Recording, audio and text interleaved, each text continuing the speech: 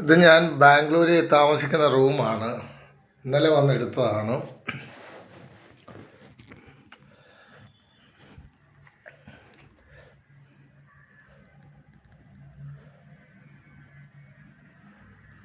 ഇന്നലെ ഞാൻ കണ്ണൂരിൽ നിന്ന് ഡയറക്റ്റ് ബാംഗ്ലൂർ ബസ്സിൽ കയറി.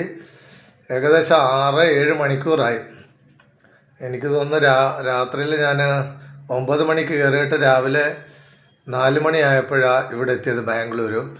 ഞാനാണെങ്കിൽ ബസ്സിൽ ഛർദ്ദിച്ച് ഫുള്ള് തലവേദനയായിരുന്നു. ഛർദ്ദിക്കുകയും ചെയ്തു. ഛർദ്ദിച്ചിട്ട് പിന്നെ ഞാൻ പെട്ടെന്ന് അവിടെ എന്നിട്ട് ഞാൻ ബസ്സിലങ്ങ് അത് സെമി സ്ലീപ്പറായിരുന്നു. ഞാൻ എന്നിട്ട് അതിലോട്ടങ്ങ് കുറേ നേരം അങ്ങ് ഉറങ്ങി. എന്നിട്ട് എനിക്ക് ഉറക്കം വരുന്നില്ല, അങ്ങ് തലവേദന എടുത്തിട്ട്.